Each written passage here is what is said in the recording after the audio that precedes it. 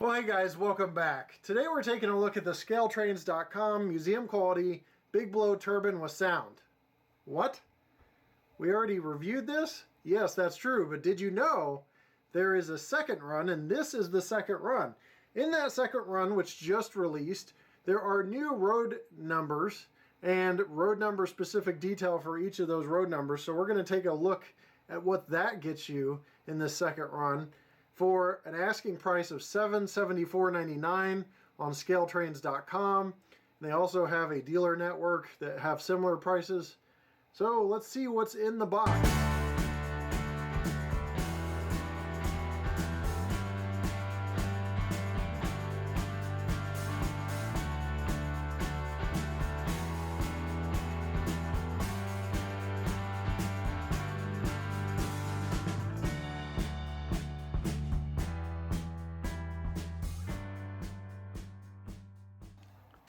We unboxed this last review, so let's speed this one up a bit.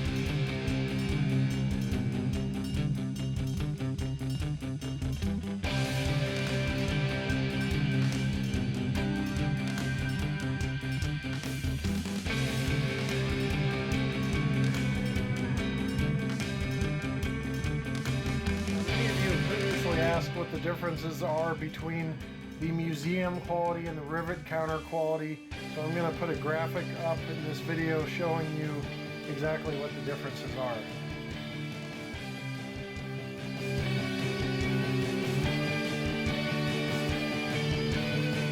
Also a little hard to see in the video during the unboxing because it was sped up are these two accessory bags with detailed parts that can be added but are by no means mandatory for operation. For a full review of just what the museum quality turbine has, please take a look at my original first one review because we will be skipping many things that I mentioned there.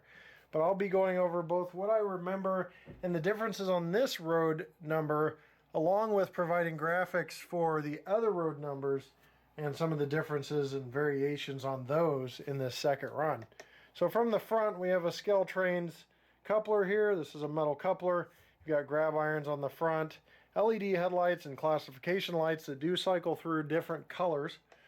You've got grab irons all along the nose here. On the side, you have the cab window and the mirror.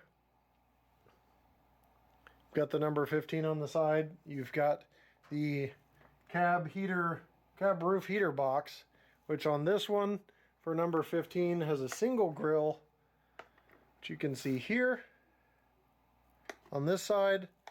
That's one of the variations from other versions because there's a single grill, as you can see there on the side I just showed you, but there's not one present on this side. So that is one of the variations. So looking at the side, you also, as another difference, have the Leslie S5TR horn, which is moved to the radiator, and that varies from different road numbers as well. Sometimes it is on the cab roof. In this road number specific detail, it is on the radiator. You have a whip, a square base tall antenna on the center of the cab heater, the cab roof heater box. I keep calling it the cab heater, but it's a cab roof heater box. I have to reposition to show you some details of the roof, but on the side you'll see the triple H's as the dynamic brake housing configuration of the control units. So this makes an H, the back one makes an H, and then on the third unit there's an H. So from looking above, you've got triple H's in this case. And keep in mind, some of this will be specified for you in the pictures without my narration. So you'll be following along with what I'm explaining on this one so you can see for yourself on the other ones. Now I noticed in another review somebody mentioned a gap in the actual paint between the red stripes and the blue field of Union Pacific Railroad. This is on a very little known fact, but that is actually a variation in road numbers. Some road numbers don't have a gap, and some road numbers do have a gap, and in this case there is a gap, and it is actually prototypically correct for this road number. Just like the original run, you've got the operating doors. So these doors actually open and close. You've got the lit dash interior, and you have a ton of detail. We're going to take a look at the further back part of this A unit here. You've got the radiator intake grill on the side here that's got see-through detail. You can see through to the other side. On the back, you've got obviously ladders, and you've got the nice truck detail I forgot to mention. You've got speed recorders, the GE speed recorders, just a lot of truck detail, sanding lines. Just really pops if you take a close look at that. That's why I recommend that for models this detailed, you guys blow up to 1080p HD and you blow up to full screen so you can take a closer look. Taking a look at the back, you've got all the bus lines, the bus connectors that do actually hook up with a little bit of effort to the B unit. So you could run those actually coupled up there without any issue. Would suggest wider curves for that. You've got hoses stowed here. You've got the door entryway and lift lugs there, and you've got a scale trains coupler back here with additional accessory hoses along the back, and a coupler cut lever, which is front and rear. The other side of this, the same. This door doesn't operate, it's just the cab door that opens and closes. Let's take a quick look at the roof. So here's a look at the roof with the HH configuration. You've got a lot of things I had already mentioned, so I won't re-go over them, but you do have lift lugs here I didn't mention. The exhaust stack is back here. It's a little hard to see, it's hiding out behind the engine compartment air scoops, but right there. Engine compartment air scoops obviously a little more prominent here. You've got the radiator shutter housing and the radiator housing grill.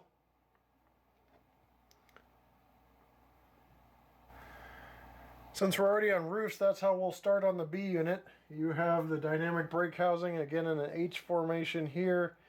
The big prominent thing that sticks out is the Dynavine intake housing right here in the center. And you've got the actual turbine air channel back here with the bracing. You have the air scoops back here, and you have this walkway for crew access with a nice treaded pattern. You've got the vents off of the dynamic brake housing I formation back here with the vents on the side, the grills on the side, intake grills, both sides for that. So all parts and pieces of the box came intact without any issues. No pieces floating around or things that needed to be glued back on. As I mentioned before, on the museum quality, you have the actual turbine fan, which turns when you turn the turbine sounds on, which is one difference between the museum quality and the rivet counter, because even though the turbine fan is present in the rivet counter, it does not actually turn. This area is called the turbine exhaust nozzle, and it has both an interior and exterior brace, or inner and outer brace. So this is the outer brace and those are the inner braces. Those form across. This is just straight across. And you've got a lot of the same detail we mentioned before with lift lugs, crew access ladders, accessory hose with silver tipped ends, and of course the Skeltrain's couplers. Let's take an eye level view of the rest of this B unit. I mentioned the gap in the Union Pacific Railroad shield before, and you've got the operating doors here that you can open and close. I suggest you do that with your hands instead of an object you can scrape paint off with, but you can open and close these doors. Whoop. That did not want to stay flat for some reason. To see the interior components.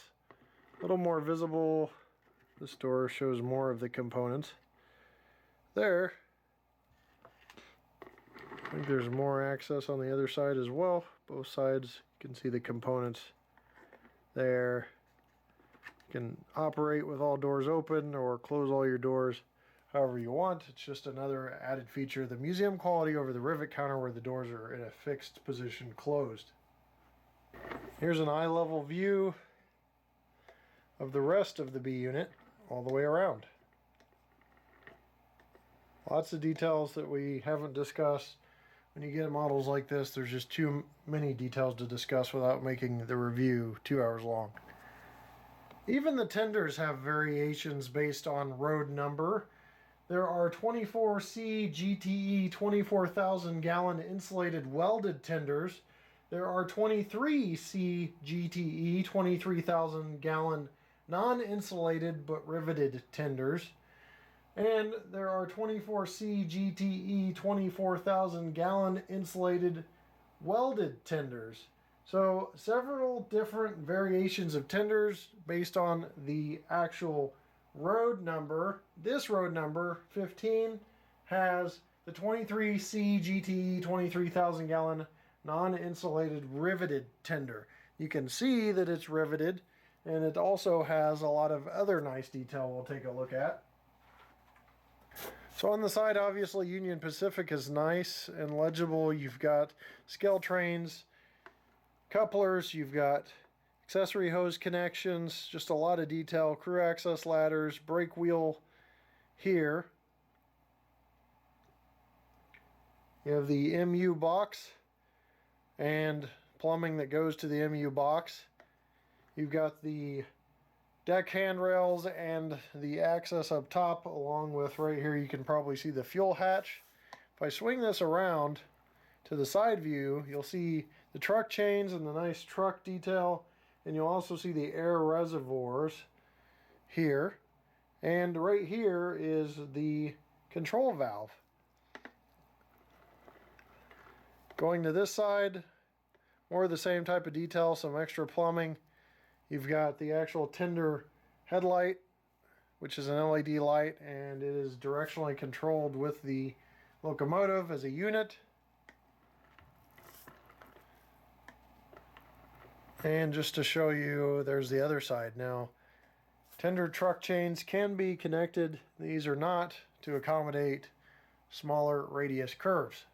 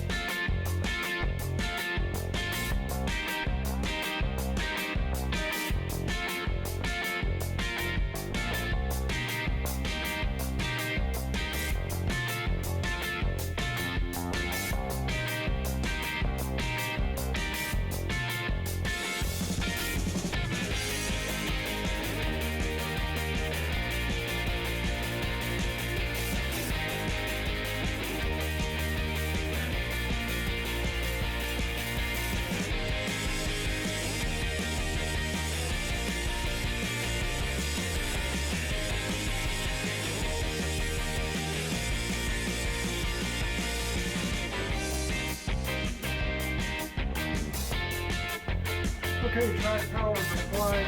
No sound is coming out of the unit until I turn on F8, which is the Hostler motor on the A unit.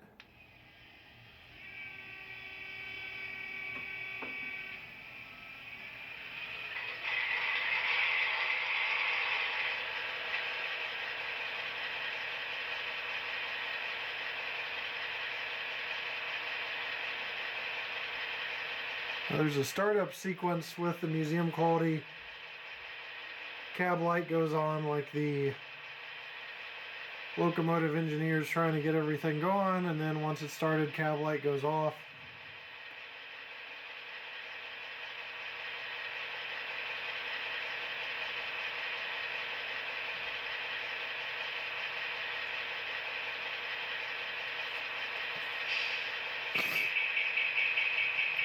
There's actually more to that story. It's not only just the cab light, but cab light comes on, then the number boards come on, then the instrument lights come on. And once the lights are all on, the Hostler engine starts. After it's fully started, the cab interior light goes out and the turbine's ready to move.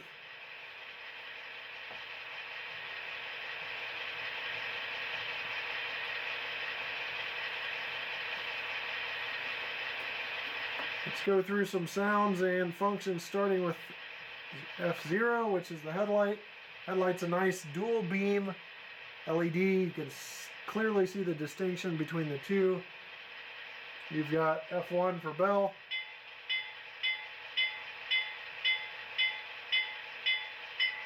This is ESU sound, by the way. F2 is horn.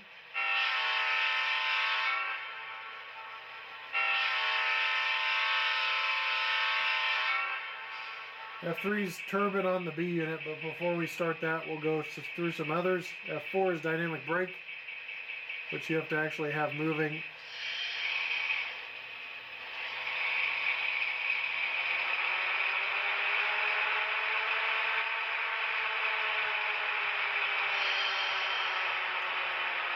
F5 activates nighttime mode. F6 are the class lights. You can probably see, and you cycle through colors and then back off by continuing to push to F6. F7 is a headlight dimmer, which is working. F8, like we just said, is the startup sequence, Hostler motor. You've got F9 coupler clank. F10 is the rear headlight, we won't look at that. F11 is the sanding valve.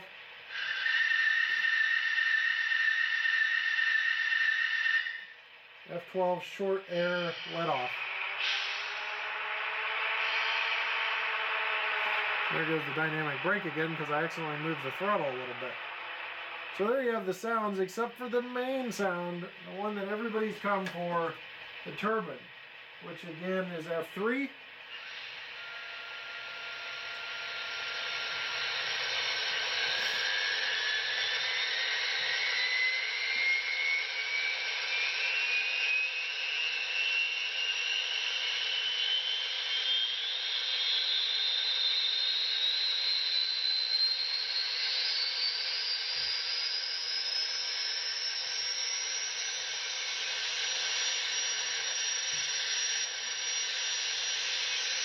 Turning it off.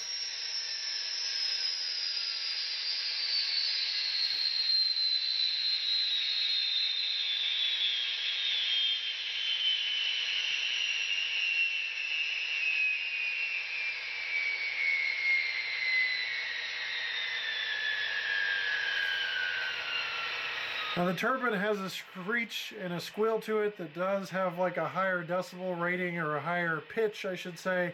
The only thing I can kind of equate it to is some of those alarm systems where it kind of causes that ringing in your ear, but that's just for a part of the actual spin up and shut down of the turbine. But I hear this is accurate to the real sounds that had a very high whine on the real locomotives. So that is it for sounds. We're going to check speed control just to see if this second run has any changes to it. Put a 1. Now, also activating the turbine will make the locomotive A and B in it move faster, because it gives it that extra boost when the turbine's activated, just like in real life. One speed step here. I had accidentally moved to 2 for a second. That is 1. Crawling along without any lurch. I had to kind of look closely at that. It's just such a slow 1 speed step. 2. 3, 4, and 5. And we're going to reverse. Don't worry, you'll get to see the whole consist run past you during the run by. There's one in reverse. 2, 3,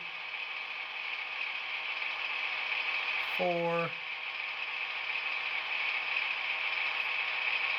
5. Completely smooth as a baby's bottom, both at slow and fast. Or I'm sorry, at slow speed steps in forward and reverse. Alright, most lights are off, and I'm going to do the startup sequence in the dark so you can actually see how this works. I think I turned the headlight on ahead of time, but go ahead and start this up here.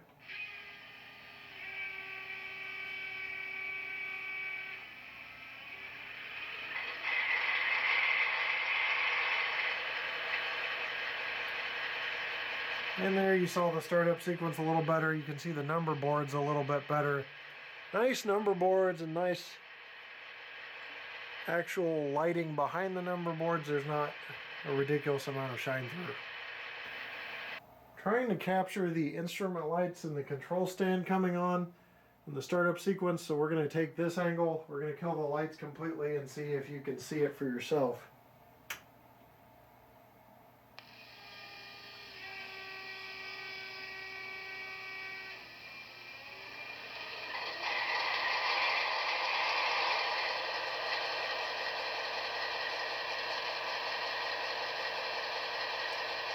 During the last review, I didn't successfully capture the lights, interior lights in the control stand.